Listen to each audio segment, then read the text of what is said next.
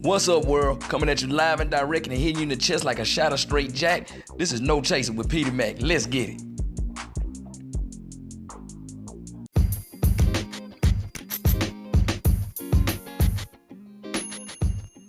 What's good, world? It's your country cousin Pete McCarver, aka Petey Mac. You already know it is.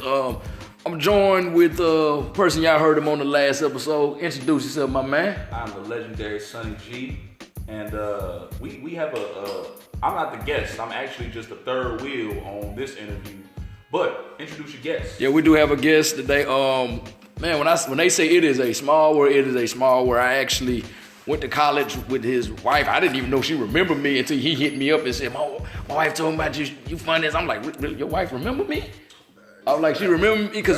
And I didn't know, but then again, y'all, I was drunk a lot in college. I was blasted a lot. I don't even remember graduation. They like, hey, Pete, you just got your degree. Really?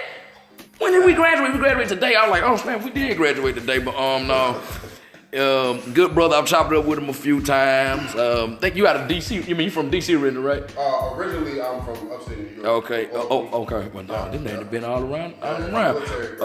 You do have a kind of like your swag is hard to pin down. Like I felt like there was some New Yorker there, but then I felt like there's some Southerner there, and then there's some little Midwestern somewhere there. That might be in your DNA or something. But okay, so we need to. I actually moved from Albany, New York to Northern Virginia, Alexandria, so right near DC. Okay, so we got to introduce him. Good brother from just talk to him. From everywhere, basically. Mr. Marquis Johnson, or did you go by Reborn King? Cause you both. Sweatboxx TV. Huh? Sweatboxx Sweat Talk. TV. That's what you. Yep. Okay. All right. TV, yep. So appreciate you bringing us into your home today, boy. When I tell y'all this man stay in the cut, he stay in the cut. I thought this is no. This I guarantee you, no Jehovah's Witness is not on the door. He does not. No, cause he got a heel right. Them Jehovah's Witness, they probably be like, they come up to here, man, fuck it. What did you say? I don't even like coming home some nights. They be like, what did you say, Josiah? Fuck it. I don't care if you know about Jehovah's Witness. I don't care. They ain't peddling that bike up here. Appreciate that. So earlier, we had asked, and you manage, correct? Correct. Go ahead and just explain a little bit of what all you're into as far as the entertainment game goes. So basically, what I did is, I'm gonna just start from the ground. What I did was, I was straight DM.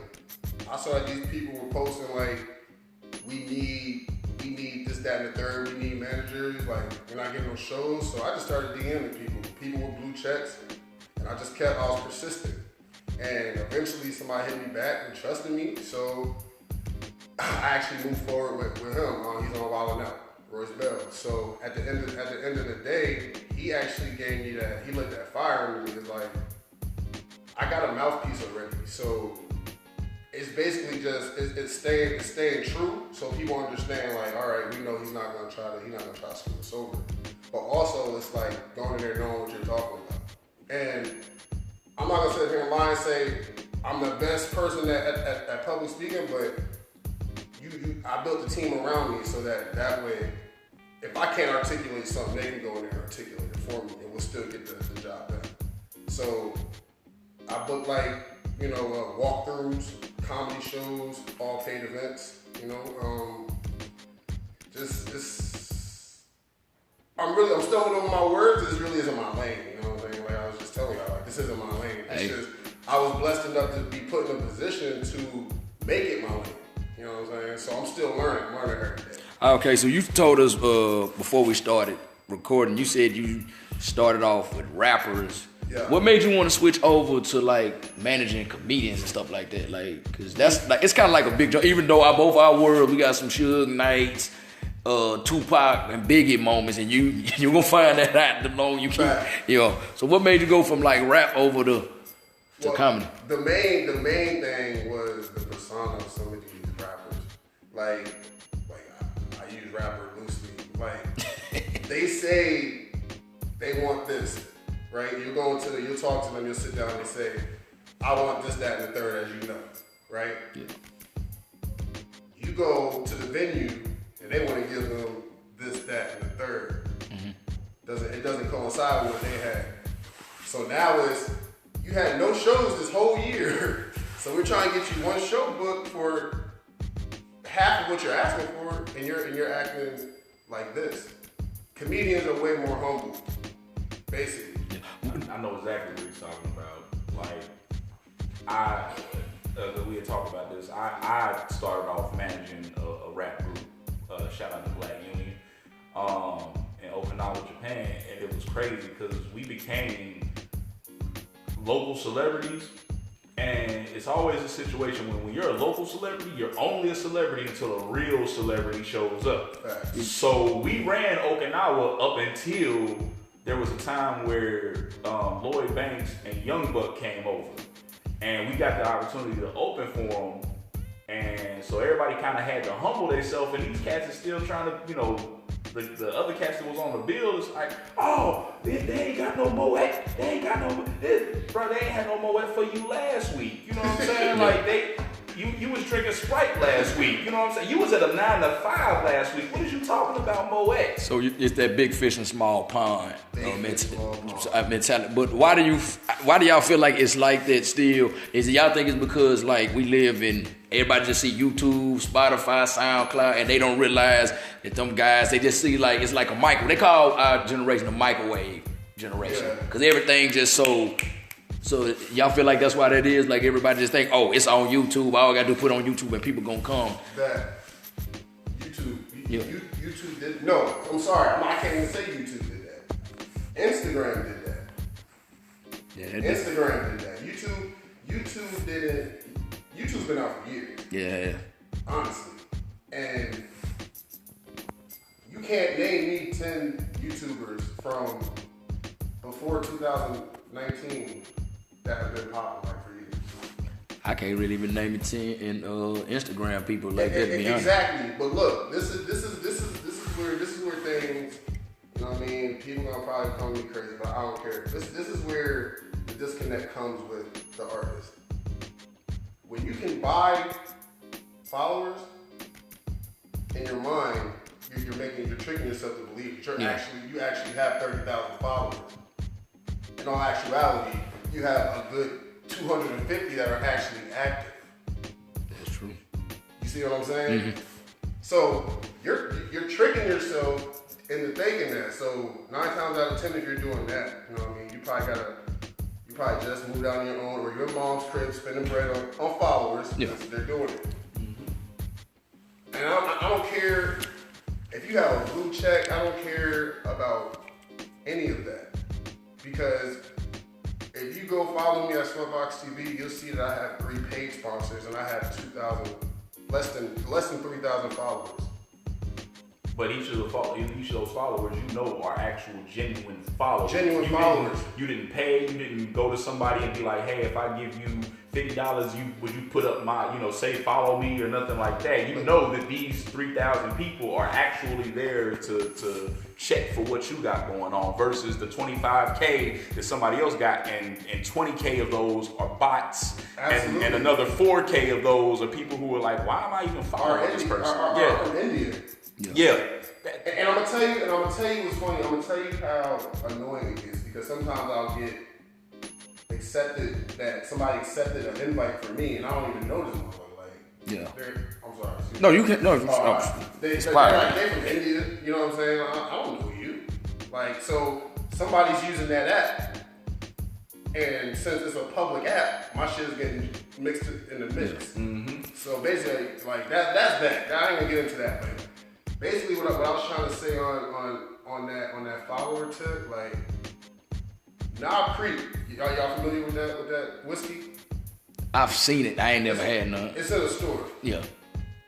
They commented on my video that I did, because I did just like a little quick parody of me coming out the room and like big boy, fat boy shit. I had my little my shirt button open, chest hairs and shit. So I came out and I had the Knob Creek, and they commented on my shit and started following me. And they're making millions of dollars a day. Now, you got people with 30,000 likes with no sponsors. I mean, not 30,000 likes, excuse me, 30,000 followers. But no sponsors. But no sponsors? It's Not even a merch deal. They're not even getting merch deal. They just pimping themselves out, basically. They're shouting. They're basically going out here and buying a bunch of their stuff and then putting it on Instagram in hopes of them seeing it. Giving them free advertisement. Basically, they like that thought that go to the club trying to spend all that money at fucking Nordstrom rack, hoping they gonna get wiped up by a baller, only end up with a nigga who just lied and say he worked there, but he really his cousin work at the varsity. Right. And now she back to square one. And that's what I took. I mean, that's the best analogy I can bring it down. The Waffle House waitress who aspires to be the stripper on the flyer. Like she only works at the strip club. But first off, she don't even work at the best strip club in the city. She works at the little back hole strip club that the GPS don't even take you to properly. But she aspires to be the chick on the flyer of Magic City. But for right now, she just... Hey, look, I ain't gonna lie to you. After you work at Waffle House, man, any aspiration you got other than Waffle House, to be the night shift man at a McDonald's. I be like, hey, it come from Waffle House. I don't blame you, man. But real world application, that's like last night when we went to a comedy show, and I was saying comedy clubs are now booking internet sensations because of the amount of followers that they have, and they're not even like verifying that these people are funny. Oh, they've been doing because the thing. because they all about putting their ass in the seats. Like, I mean, but here's the thing: that's what I was gonna say. Like, just because you have 30,000 followers doesn't mean you're going to get a packed show. 30,000, especially like he said, if you bought your followers or if you exchanged shout outs or however. Yeah. That doesn't mean you're going to get, because 30,000, 27,000 of them might be over in India. You can't get 27,000 Indians to come over here and sit in Atlanta. You can barely get the 150 you've got in Atlanta to come. Half of them out there rolling on a bean or fucked up on their hand or smoking that good Doja. So when they come in there, that dude funny. Who? So here you got a headlining internet sensation with 50,000 followers, but they can't get but 90-something people in the venue. And then now they're not even funny. So those 90 people who came to see them because they're internet sensation is now going, I came out the house for this. And then on top of that, because a lot of them don't, because this is when I first moved to Atlanta back in 2012. One comedian, I'm not gonna say who it is because I don't want them to seem like they hate, but they just shooting the truth. He said that's one thing I can't stand about the internet comedians. I'm like, why? He said they only know how to do these videos. They know how to chop up and edit and cut. But when they get out there and they in front of them and that mic up there, and they in front of just them God and that mic in front of their audience. He said all they do about 5 minutes. They still got 40 on the clock. They eat a big one. Mm-hmm. And then I gotta come up and back clean up. But yet they go home with the gate. Mm-hmm. I barely get, I get a, hey, let me talk to you, bro. Y'all know everybody. You done made the whole room laugh for gas money and wings, and they walk away with that's if you're lucky. That's if you're lucky. Because you know, 9 times I say, hey, bro, let me talk to you right quick. And you know, let me talk to you right quick. And then you get hit with this shit, goddamn, bro. Oh, man. Anytime you get hit with, especially in Atlanta, be like, hey, bro, you got that money on this shit, goddamn. Oh, man. Damn, bro, I need that 150 for my girl, man, bro. I can't shit. Damn. So, but that's what a lot of like I said, a lot of people they hate that about them because it's like I'm actually hitting these stages every night. I didn't grind it. I'm doing the work, and I know how to keep the crowd. And I'm actually funny. I know how to keep the crowd. I'm just funny on social media. I'm funny live. I know how to keep the crowd engaged. But you go with this dude just because he got a name, and then the motherfuckers still don't even produce. Like you said, because you got a blue check. Because you got a blue check and 50K followers, you gonna get the purse at the end of the night. But I'm actually funny. You know, there's a disconnect between talent and I don't know, social media presence, I guess. The analytics of it. Yep. We live in it's illusion, bro. You know that. We live in this society where it's illusion. Like we was talking about, like the situation I was telling. I ain't gonna go into detail about the situation I was talking about before we got over here. It's just our generation is just our way of thinking is just a skew. I Like, think he was gonna touch on that. We keep interrupting. No, Yes. no, I'm saying that's all I'm saying. I'm about to touch on that. Okay, we're going. You're going ahead. No, go ahead. You finish. No, I'm saying I was through it. I was through them. Yeah, and that's exactly what it is. It's not even like I wouldn't even say my generation so much because I'm 33, so. Yeah. Well, you still a millennial. Yeah, true. But I mean, I feel like this new generation is so fucked up that everybody had to separate at a certain point because the '90s babies are on some totally different. Oh shit. yeah. Oh yeah. You know what I'm saying? Like, we not on no pills and all of that. Like, none of that. That's crazy. But to touch on that Instagram thing, I just feel like with these comedians, when people are booking them and then getting mad, you can't get mad because at one point you thought that they were gonna pack that house because of their numbers, right? Yes. So they haven't, as you know, right? Mm-hmm. When you're trying to book an artist, they're gonna ask you to send over their rider, correct? They're gonna ask you to send over their press kit, correct? Correct. So at the end of the day, when you check somebody's press kit, you're gonna look and see their works, correct? Right. For those listeners don't know, could you elaborate on what a rider and a press kit is? A rider is something that you send over, basically like your the list of demands. Yeah, okay. Demands.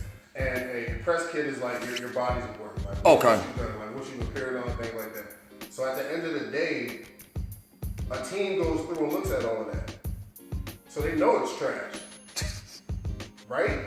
Yep. They know it's trash. So at this point, it's all about money. It's not about the quality of people you're going to be getting. It's the quantity, right? Right. So then when that quantity doesn't work out, now you're out of 40K. Right? 40K is a lot of damn money, boy. You out 40K, and now you've left a negative taste in people's mouth. Yeah.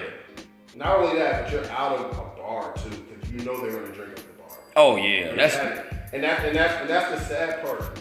That's the sad part. But I feel like there's a shift. You know what I'm saying? Like, because I have to say this. I do have to say, excuse me. I do have to say this about the new generation. From rappers and comedians, like they're going out and getting it, and they're owning their stuff. Oh, now that's one thing I will say I do like about. No, I love. You're right. I love that about the new generation. They go do their own shit. Like, no, this is my stuff.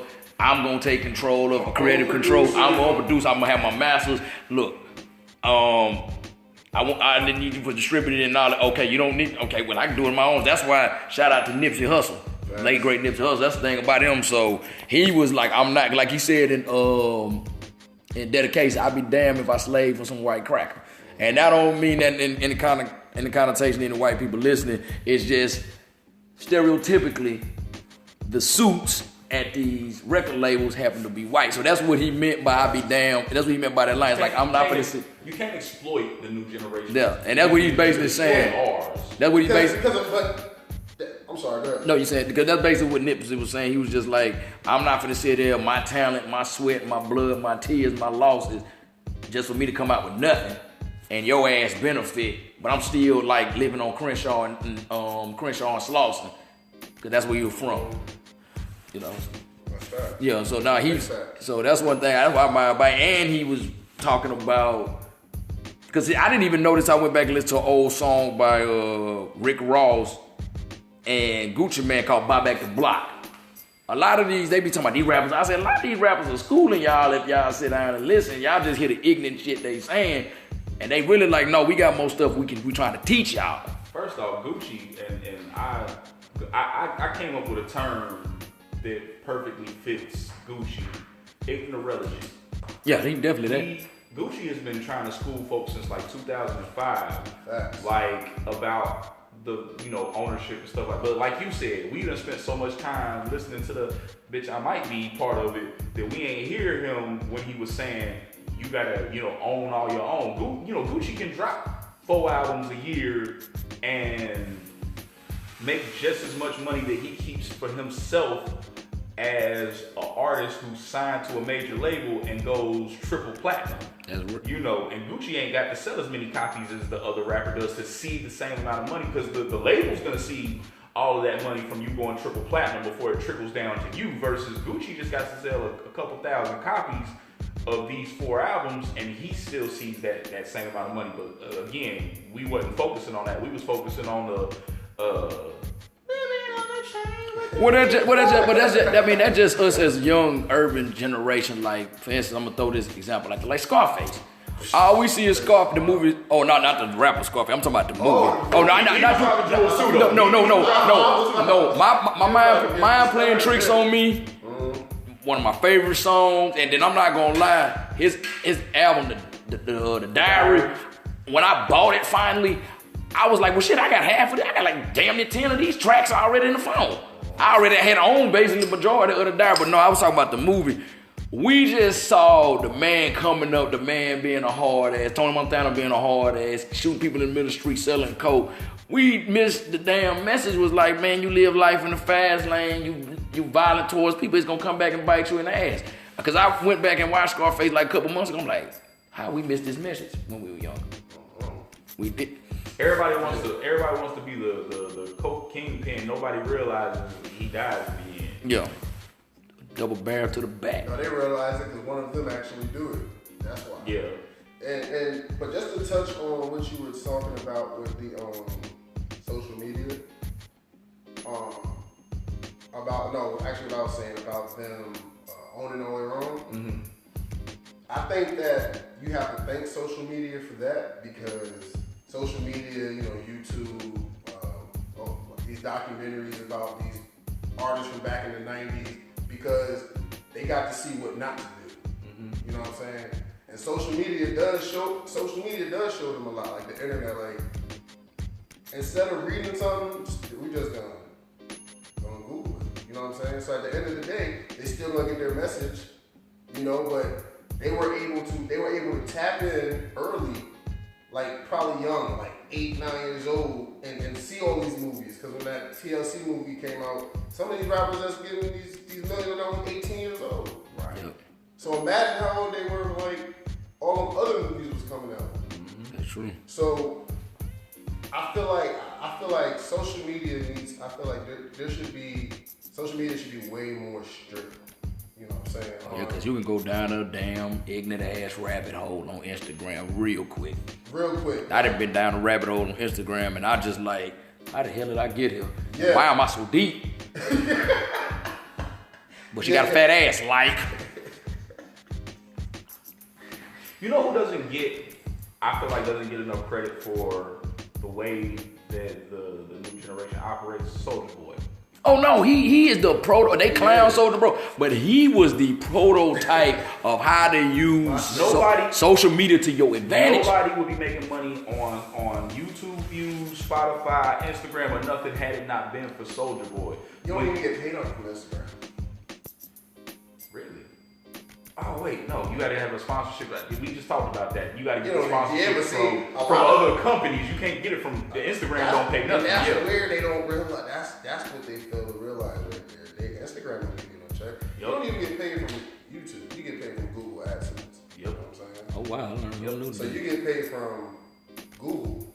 Yep. So at the end of the day, it's like you're putting all this content on Instagram and getting mad likes, but if I'm scrolling through your timeline and I'm looking and I don't see no appearances, no sponsorships, no paid.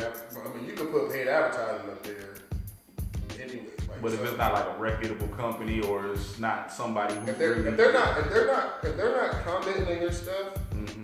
if they're not active on your news feed, just don't believe the hype. Just don't believe. And I've been preaching this, and I've been saying this for like the last 2 years now, because everybody tries to say, well, you have 3,000 followers, but you trying to like boost up my YouTube. Because my YouTube, I got a few videos, like 3 of them have 4,000, one 14,000, and then one 7,000 views. You know what I'm saying? Yeah. So I saw nothing from that. You know what I'm saying? So you have to go for a sponsorship with that social media. Like, that's what I'm trying to get people to understand. They're too proud to DM somebody or have somebody reach out for them to say, yo, what's what's up? Like, can you do this? You know what I'm saying? What I think a lot of them don't want to seem like they nag at somebody. Cause I had a bad situation with that. Cause my sister, when I went and visited her in DC in Christmas 2016, she saw me go do my thing at one of the local open mic spots, and she's like, "Oh, I can tell you really passionate about doing this." I said, "Yes." You ever thought about reaching out to somebody? I said, "Nah, I try, but I don't." She said, "Why don't you do it?" I said, "I don't want to feel like I'm nagging nobody." She said, "You're trying to get to where you're trying to go. Yeah. You're gonna have to take that and say, fuck that." She didn't say that. That's me paraphrasing. And you're gonna have to like, look, I'm trying to get where you at. How can I get where you at? How can I get where you at? Yep. How can I get where you at? How can they see? They ain't gonna tell you get on, and they're like, all right, damn, this is how you do this. See, but that's how we think though, and mostly like as a man speaks, as men, like we don't feel like asking a girl 15 million times for some pussy is nagging though. But we won't. That's facts. But we won't go ask somebody, yo, I see that you just hopped out that going into there. And that spot says president. What can I do to get here so I can get all of that over there? I don't even got to nag no more. It's gonna be coming to me. That's the part we really miss. Yeah. You know what I'm saying? I'm not too proud to hop in somebody with a reputable blue check and say, yo, I do this, that, and the third. What can I do? And then I saw it like I've been doing this for the last 2 years, but I saw it at the A3C Summit. Hey, Sonny, that's your joint right there. Yeah. So look, did you see the joint with Coach K and them? And the girl in the crowd was like, yo, I just graduated from this, that, and the third. I'm trying to do this. And he said, holla at me. Oh yeah? He called his assistant name, whatever her name was, and said, get her information right now. I'm gonna contact you after this thing is over. I think women go get it. Women go get it. Oh, especially black women. You know that. You married to a black woman. Get it. Women gonna go get it. I think one of the things is, especially, we tend to shut ourselves down before we give ourselves a chance to prosper. It's like, you know, if you know, DC Young Fly, I feel like if, you know, people want to reach out to DC, they're gonna tell themselves, oh, he's not really gonna check this message. He's not really gonna see this. He's not really gonna. You never know. 9 times out of 10, it might be his assistant, but that one time, it might actually be him. And if you ask him something, you know, with a serious question, he may respond to you. But here's the thing. Another thing that I've noticed. So I have a friend who plays the violin, and shout out to Kimmy Strings, and she got her music in a Tyler Perry film. And how she did that was because she watched the credits to one of his last movies, and she seen who the music supervisor was. And so instead of reaching out to Tyler Perry, she reached out to the music supervisor, who was, you know, and set up something. And that's how, and people don't think, you know what I'm saying? People always want to reach out to the star. There's somebody behind the star. There's somebody managing. There's somebody directing. There's somebody who if you do music, there's somebody who puts music on shows. There's somebody who puts music on movies. Don't reach out to the director, reach out to the music supervisor. Reach out to the people whose job it is to find music, because they would rather pay you for your music than have to pay a licensing fee to BMI or somebody for a song by Future or Young Thug.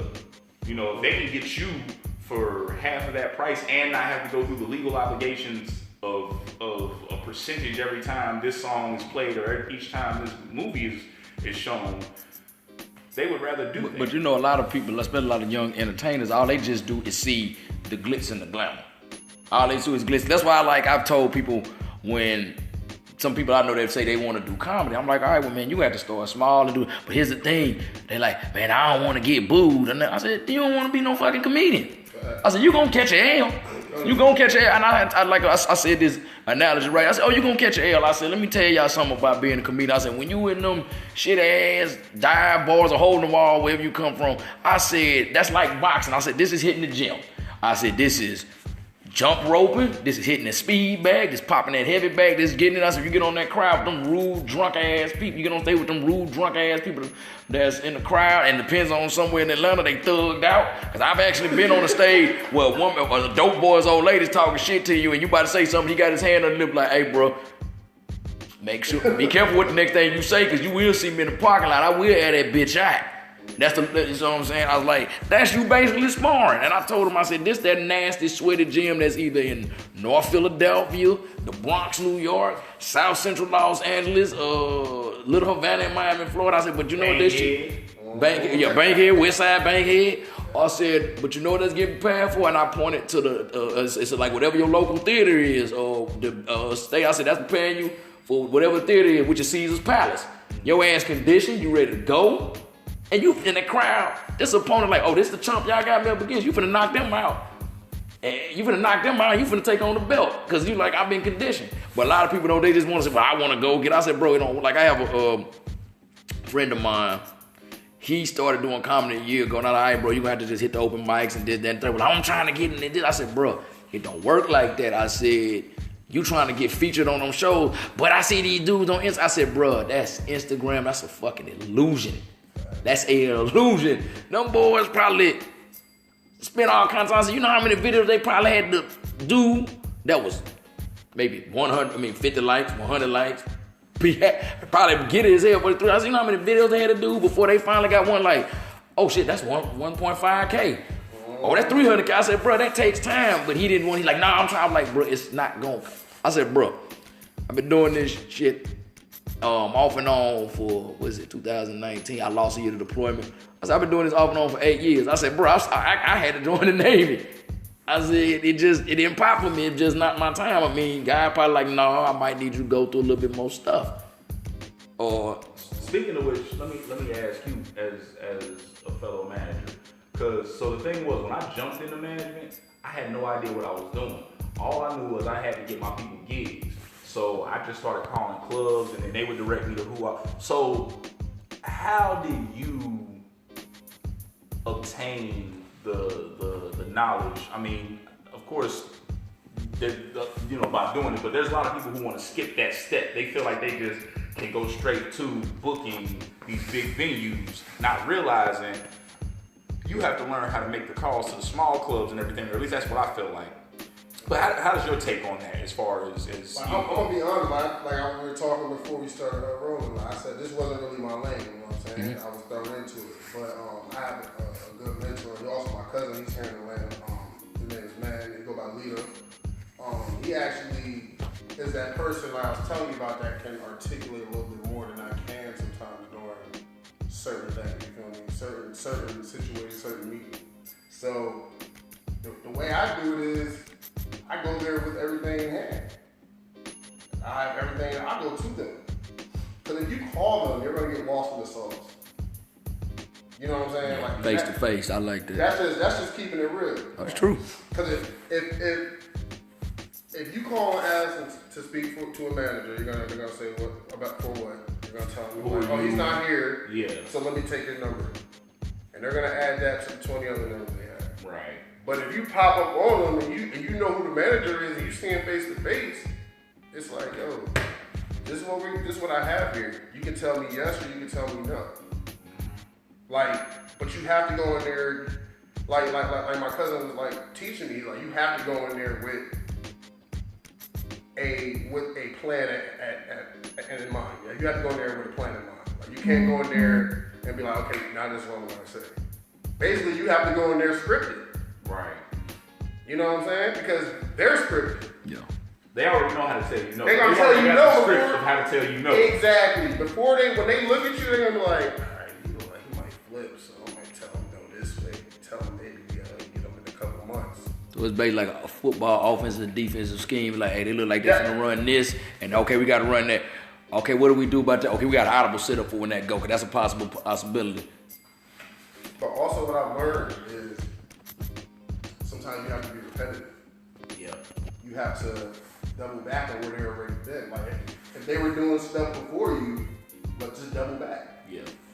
Like where have they been already? All right, we're gonna go back here. You have some new material. Just hype it up. You about to go on a tour, but who wants to start it off here? Yeah. You see what I'm saying? Yeah. Everybody's trying to go for all these bigger venues like the Fox and this and that. If you don't have 40K to put down on that table and say, here goes a deposit for this show, just in case, don't go for any big venues. Yeah, I've actually learned that a lot of these stand-up specials we see, it be the comedian that had to invest to get the theater. Now, like Kevin Hart's I'm a Grown Little Man, I found this out while reading his autobiography. He paid out of pocket for that, then he shopped that to Comedy Central. Owning your own. And he didn't, like Comedy Central, they said, hey, we gonna give you a special. He had to rent out that theater. I think he said he let everybody in, like free, like rent it out for free or whatnot. Damn near broke his bank, did it, then shopped at the Comedy Central. All these years, I thought that the man, Comedy Central, like, hey, we gonna do this, we gonna rent this out, this on you, Playboy. No, the man actually had to come out of his own pocket. That's how 2 Chainz, when 2 Chainz made the mixtape Codeine Cowboy, which had the single Spend It on it, he was actually about to quit rap. He spent his last, I think he said 30K or something on the Spend It video. I'm riding around and I'm getting it. I know, I'm just saying. He spent his last 30K on that video, and if it didn't make a return, he was gonna quit the rap game. I'm glad. And it just so happened to be his breakout single that then got him to sign to Def Jam as a solo artist, because he was already signed. But he was a Player Circle Titty Boy. That was Titty Boy at the time. But yeah, and so it's like you can't be afraid to you can't think that everything's gonna come to you just because you're talented or just because you got hustle. You have to be able to put yourself out there. You can't be afraid of no's. That's one thing I've learned. You can't be afraid of no's, and just because you get a no today don't mean you're gonna get a no tomorrow. Like how you was talking about with phone calls. Like I agree. Like that's a great tactic, but like with me, I had to do phone calls. My mobility just ain't there to pop up on folks like that. But just because you told me no over the phone, or just because you tried to shut me up and say, they'll get back to you. At some point, I ended up getting to know receptionists and shit on first name basis. Hey, Brenda, is Leader Cohen in there today? We used to work at a call center, so that was right up your alley though. This is before a call center. Oh, so that what got you prepared for the call center? But like I told you, I've never met a stage I don't like. I've never met a microphone I don't like, and a telephone is basically just a microphone, Yeah. So you just can't see the person. You just exactly. And so I was calling, record labels and learning receptionist names, and I ended up, me and the receptionist might be on the phone talking about her kids for 15 minutes, but now I'm ingratiated enough to where the receptionist is like, oh, by the way, you got a couple of calls, and I'm the one that she mentions first, because me and her, there's some rapport. Yeah, we have. So you can't be afraid. Oh, they said no. Call back. My thing is, you have to tell me no. You can't brush me off. You can't give me, brush off tactics. You have to tell me no. And that don't mean I'm gonna quit calling. That just means I now know that you're not interested now. You might be interested later. But the point is, you can't just be like, oh, we'll have somebody call you back. That's not gonna work for me. I'll talk to you tomorrow. Oh, well, they're still not in. Listen, I told you that they'll call you back. And I told you, I'll talk to you tomorrow. You can't be afraid to be that type of person if you're really, and that even goes for the social media generation. Like he was saying, if you got a blue check, people get intimidated by that. The blue check on Twitter and Instagram intimidates people now. Right. What the hell is you intimidated by? That's a person just like you a person. They just happen to have, some notoriety behind them. But you can't be afraid to be in a DM, or if you can find an email, or if you can find a phone number and reach out multiple times to get the result that you want. Or, like I said, you got to tell me no. You have to actually tell me I'm not interested. We don't want to fuck with you. Whatever. You have to tell me that. And that's not me personally. That don't mean I'm going to give up. But, hey, you can't be afraid. And this is what I wanted to ask you. We was talking about, you was asking about how he deal with stuff on the management side. Well, being a manager, you represent talent. So what specific criteria are you looking for in the talent that you want to represent? Somebody who's real. And like my criteria is very simple. It's like, I'll go ahead and see what you have. on your social media, and we'll just work from there. Like you have to be able to want to learn, because at the end of the day, like I told you, I'm gonna mention it because I don't want anybody to think that I'm saying that I'm this super tight manager. Like I'm learning every day. You know what I'm saying? To do this. So if you come to me and say I'm trying to do this, I'm gonna put you in the positions and put you with the people that you need to talk to. You know what I'm saying? So from that point, like I tell everybody, I don't feel like I don't like the word manager anyway. Like I don't feel like I can manage a grown man. Like I'm not gonna manage a grown man. I'm here to help. Like we're gonna build. If we're gonna build. It just so happens that I get a fee from it. You see what I'm saying? Yeah, as you should. I mean, yeah, you putting your energy and your resources out there to help them shine in whatever field of talent that they have. Yeah. So you should get a cut of that. Like, it's like, man, I'm out there making the calls. I'm out here going to have lunch with this ugly motherfucker I don't like. I don't eat brisket. Had to sit at this damn roadhouse and eat brisket, and the man breath smell like hot garlic with butter juice. And that's the facts. Yeah. And that's the facts. And that's just how easy it is with me. I'm very, it's cut and dry. Like if you tell me you want to do this, I'm gonna tell you what I think. I'm gonna be very straightforward. And that's where the disconnect is with me and with a lot of people. That's even in regular day life. You know what I'm saying? I'm very direct. You know what I'm saying? So at the end of the day, that's gonna show you who's gonna actually that right there. That first meeting shows me if I'm gonna be able to be with you or not. Okay. If I tell you your stuff is trash and you get upset and you're telling me just like you said, just to double back on what you said. If you saying you trying to get to Caesar's Palace, you're trying to get to the comedy club and you don't want to get booed. That doesn't make any sense. You ain't trying to be a comedian. I always tell that's probably gonna be. When I blow up, that's probably gonna be the quote you see with me probably sitting there with a cigarette or drink in my hand, like in a comedy hall of fame, wherever it is, just like see a damn black and white photo. You ain't trying to get booed, get the fuck out the way. You don't want to do this. It's gonna happen. See that for like your autobiographical movies. Yeah. You know, Lil Bow Wow's son playing you. Wait a minute, what the? No. Child Moss Jr. as Petey Mac. Why him of all people? Well, y'all are both short and light skinned. I just figured his son would probably look like you look now. Like his son in 20 years will probably look like you look now and be able to play you. You'll be your own people.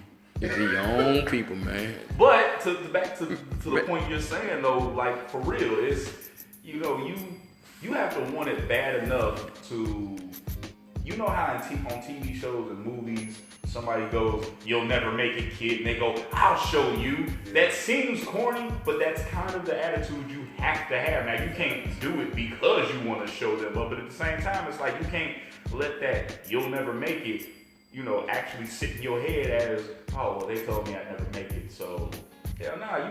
If petty is your motivation, then be petty and be like, "I'm doing this because Shaniqua Johnson told me in 9th grade that that I would never amount to anything. So this song is for you, Shaniqua, and it's on the top of the charts. You now got the #1 single in America because you wanted to be petty as hell to Shaniqua Johnson. But guess what? You got the song on top of the charts.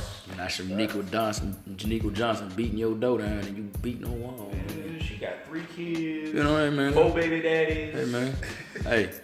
Parking tickets. Hey, all kinds of shit going on in Shaniqua's life. She should have fucked with you back when you was a Waffle House cook. Now here you are with the #1 single in America. Bro, let me tell you something. I was stationed in San Diego in the Navy, and my high school crush just had to be working out there at Burger King. You smashed it. You goddamn right. You goddamn right. Goddamn right. Hey, what Bernie Mac say? What Bernie Mac say on that thing on Kings of Comedy? You act like I ain't gonna you act like I ain't doing it. You motherfucking right. Hey. Now Burger King. Hey, Burger King. Hey, man, no, she was a manager. She a manager. I don't fuck with them low, but she had the key. She opened this. So if it worked out, you could have at least got a free bag of patties to take home. Yeah, I like Whoppers. I mean, that's my favorite struggle burger is a Whopper. They gave her the keys. She had a little note right. She got the key. She had the keys. They gave her the keys to open and close the store. She was able to make the deposit run to the bank. I dig it. You know, she was able to sit over to the customers and talk to the customers like, "Ma'am, please, we'll get your stuff back. Okay, we'll give you your money back. We'll make your order right." You know, they only put that on somebody who got a little bit of power. Okay. A little bit of power. You know, I don't mess with the girl that just sitting there in the back on the fries. Nah, hey, like what Louis Anderson say? I'm on lettuce, then I'll be on fries. And then too, that's when I'm at the big bucks come in. So back Coming to America. Yeah, just 2 years, huh? Let me ask you, what is, because you were saying, you know, management's not really your lane. Where do you, because you seem to me, in just the hour that I've known you, you seem to already, you seem to be somebody who looks ahead. You already see, you know, they say like when you write a book, you're already supposed to have the ending in mind. And I feel like you're that type of person that you've already seen where you're headed. Because it comes from failing so much. You know what I'm saying? Like, it comes from failing so much. And then, on top of that, like, not to you, it's failing. You know what I'm saying? Like, I feel like at certain points, you know what I'm saying? And where I'm at right now, you know, I feel like I should be way deeper. You know what I'm saying? But I kept blowing it off. That's basically what I was saying at the beginning. Like, everybody kept telling me, like, and that goes back to the point of us listening. Like, we don't listen as men. Mm-hmm. You know what I'm saying? Oh yeah, we hard-headed. So they're telling me, do this years ago. But I kept saying, nah, I just rather roast people in the cafeteria. You know? So like, failure make you. Oh. Yeah, it'll make you buckle down and get right.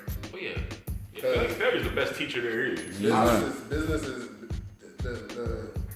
business is a type of industry where you try, like, entrepreneurship is a rough area. It's rough. Yeah. Speaking of entrepreneurship, so you manage partnership. I think what you do, since you don't like the term manager, I feel like you partner with, and so you partner with comedians and entertainers. But what is your ultimate, you know, where you're going to be? The end game. Yeah. Thanks for stealing my damn question, Sonny. You were taking too long to get there. Okay. No, but I hate it because when you stole it, and two, you asked it in a great articulate man. I hate you, man. Man, I'm mad because I ain't think I'm hating. I'm really waiting for this to be finished so that he can light up that black and mild. Because even though I can't puff on nothing else, I do still want to hit that. You know, I do want to hit the black. Oh man, so, legit. No, I ain't mad. Like legit, I'm fucking with you. But like I was like, damn. That's how I know. Cause me and him we stayed together, and we basically became like. We basically became like I wouldn't know when I pick him up from work. I'm like, you trying to go get some chicken wings, ain't you? I'm like, he get in the car. You got cussed out by that big. You got cussed out by that big chick that you were trying to hit on, didn't you? Like how not just tell by your body language, or like I'll be like, she felt you up in the break room, didn't she? We'll also argue like two old bitches that have been friends since grade school, but at the end of the day, and both of us be making the same point. Like that's a blue thing. It's midnight blue. Bro, I just agree. But it's a blue damn car. At the end of the day, y'all want to rap. Yeah. No. That's the. But no, we went over 10. He didn't even answer the question. What was it? What do you? What's the end game of? Because you talked a lot about entrepreneurship, and so I want to know basically where I need to send my resume in 10 years. A production company. I want to send it to your production company though. Facts. That's my aim. No, he's saying his end goal is to have a you're not saying like a random production. That's what I thought he was he was like a production company. He's like, he was talking about blowing off earlier. That's what I thought he was giving. He's like, well, you need to send it to a production company. No, he's like, when he said he's trying to work for you. No, he's saying it's going to. It's going to be a production company. My production company. I had an opportunity like 2 weeks ago to go to Atlanta Metro Studios. Yeah, maybe you telling me about that on the phone. The Met. That's my spot. Yeah. So, and it opened up my eyes to a lot of different stuff. And it's funny because the day before they had a panel which was touching on why Atlanta has become the hot spot for filmmakers. Because Watchmen was filmed there, Avengers was filmed there, Black Panther was filmed there. You know Even what I'm saying? the Democratic debates are filmed here. Really? Yes. Yo, let me tell you something. You know, but going through that gate, it's like it's a totally different world. It's a totally different world. You go on anything, any production. Yeah. It's a different, like, me and him was talking about that. We touched on last podcast we did. We actually snuck into a whole season of Bounce TV's Off the Chain. It used to be like their version of Comic View. Yeah. We snuck into, like, they shot it in 3 days. First day, I was scared because he's just like, man, we gonna stick. I'm like, bro, I don't know about this. And we just snuck in and we knew a lot of comics on the second day. The man kind of spoke to us a little bit and we kind of just like we kind of like shook and jived our way. And the third day, he held the dope and told her, hey, man, you know, catering is right around the corner. Like, Craft services. We got these craft services on the third day because they thought we was with the production. Or they had just got used to seeing us so much they were like, oh, y'all go back there, craft services. greet us by name. Hey, Pete, hey, son, how y'all doing? Like, man. Talking about the catering company? Yeah. Yeah. I always heard TV shows talk about craft services. I thought it had something to do with like Kraft cheese. I'm like, why are y'all so impressed by Kraft cheese feeding y'all? Go back there and they got like filet mignon and all that crap. I'm like, oh, And we needed that too, cause boy, it was about a couple days to payday, boy. We had woo. We needed that, boy. I ain't never loaded so many chicken wings in my pocket in my life. But we ate like kings. So what's the name of your company again? I'm sorry. I remember you said at the beginning of the show. It's mine? Yes. It's Sweatboxx TV. It's just Sweatboxx TV. I like that. First off, I like anything with sweating. I like the word sweat equity. I like the sweat to me just says work. It says that it didn't come easy. So you like the Sweat Hotel, huh? Keep sweating, huh? Well, sweat hotel to me sounds like you gonna be busy in the hotel. So yes, even that, it sounds like, hey, it's about to be some sweat. You ain't come here just to sweat. All that crying he did in the 80s and 90s. Now you got that cool, that Dr. Love voice on. Hey baby, what can keep sweat? Bitch, you know back in 89 it was, what can I do? Can I get this brother to answer the question about Sweatboxx? You gotta put my food talk in there, baby. Right. So basically, the funny story is like I'm a sweater. Like I sweat like in the cold, things like that. So back in middle school, they gave me the nickname Sweatboxx, right? But it was me and a group of 3 other guys who did like comedy, and like a group of like everybody who just basically did comedy, trying to do comedy. We would all be in this like apartment, and it was hot, so we just started calling that joint the Sweatboxx. That's the same thing that I'm wearing right now. That's the Sweatboxx. So I just added the TV onto it, and now they're just like. That's dope. That's where that came from. They thought it was like trying Jones. I'm like, I'm gonna take that. Crazy thing about owning though, your own, like I said, there's another woman on YouTube that her name was Sweatboxx TV, spelled just like mine, but she didn't own her name. I got the same with Petey Mac. He's actually a rapper in the Bay Area. Spell it just like I do. P-E-T-Y, space and AC. Who won and who lost. Since I own that name, cease and desist on all her videos. Bang. You can, if you type it in, you'll see it. But that joint has had the same amount of views for the amount of years that you see on it. Probably 4 years ago.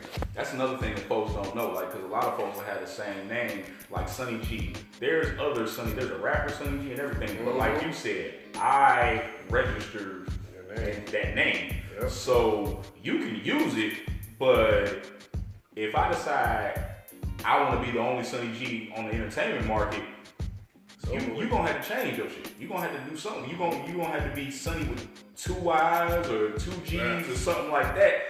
And everybody's gonna be like, why'd you change your name up? Pusha T, what was his first album? My Name Is My Name. Folks don't realize how important that is. You know, I Trap Nerd. There are like 3 different companies called Trap Nerd. One's a clothing company, and another is a record label or whatever. But I own the name Trap Nerd Entertainment.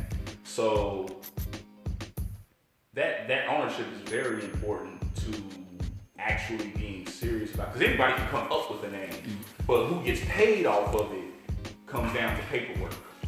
You know. It really does. It comes down to who has the paperwork behind the name. All right. Well, we about to get up out here. Before we do, Sweatboxx have anything? Sweatboxx TV have anything coming up? Like you got anything coming up? What's going on with you? You got a lot of stuff coming up. I actually do got a lot of stuff coming up, but we're gonna have to talk about that off the air, and then we can talk about it next week once we're on the same recorder. Oh, okay. All right. Well, you know, He gonna sign. That's what that sounds like. He gonna sign. All right. We're gonna talk off the air. All right, roger that. I ain't supposed to tell you that, but he gonna sign. I think you getting a Bentley after this. You. That's right. You failed a lot of fucking tests for cheating, didn't you? You know. What's number 3? Steven, Sonny, go to the principal's office. What I did? I don't think it's B. I ain't even failing you because you're cheating. Just that's a blatant fuck you. Not even trying to whisper. Miss Johnson got a flat ass. My husband like my ass gone. All right, but now how can people get in contact with you? On all social media is at Sweatboxx TV. Is that Sweat with 2 T's or 1? It's SWEATBOXX TV, and that's on Instagram, YouTube, Reborn King on Facebook. Follow me on there too. Okay, and I want to also give it for the Negro Dan Rather over here. So how people get in touch with you, Sonny? I am Trap Nerd Sonny with an O, not a U. I'm not a Muppet Mater. And Muppet that's Mater? Yeah, Muppet Mater. How do you get new Muppets if you don't make Muppets? But anyway. Oh, wow. Okay. But you know, Not right. Muppets been around for 50 years. Anyway, so it's Trap Nerd Sonny with an O. There's also Trap Nerd ENT. And tell them about yourself, Shard Moss Jr. Fuck you up, man. It's a long walk back to Norcross. I want you to know that. You're gonna be just like how your grandparents used to be. Had to walk uphill both ways, 10 miles. I got Uber and thumbs. I don't know, we in the cut. You think Uber gonna come out here?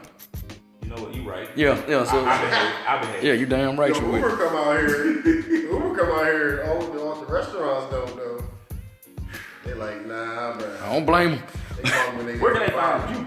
Okay, y'all can find me, Petey Mac. Y'all, if y'all want to email me, it's PeteyMac10@yahoo.com. My Instagram and Twitter is PeteyMac10. You can find me on Facebook, Pete McCarvey or Petey Mac. It's been a real like education. I gotta feel a lot. Thank you, Marquis, for feeding me all the knowledge.